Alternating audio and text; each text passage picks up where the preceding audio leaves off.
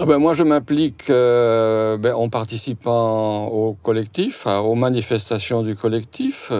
Ma démarche à chaque fois, c'est de me dire, quand on fait quelque chose, qu'est-ce qui peut faire sortir les gens de chez eux?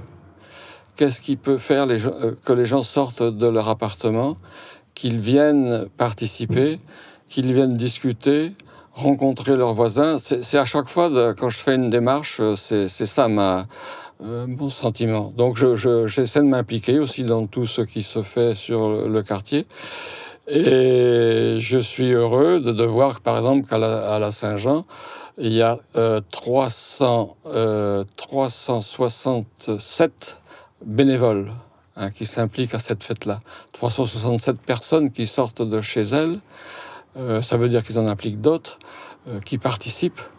Et donc, quelque part, qui échangent, qui font qu'on se connaît dans le quartier, qu'on se reconnaît, même si on ne se connaît pas tous à fond, mais au moins on se salue, on se dit bonjour, on n'est pas étrangers les uns pour les autres. Et ça me paraît une démarche absolument fondamentale, compte tenu de l'individualisme croissant.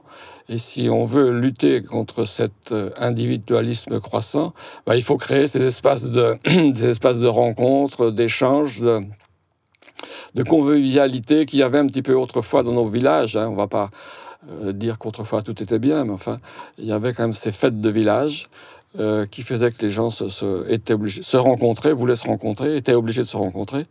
Il faut qu'on réinvente ça. Et je crois qu'il y a des tas d'initiatives dans nos quartiers, sur La Rochelle, sur l'agglomération, qui vont dans ce sens-là. Et moi, ça me va tout à fait.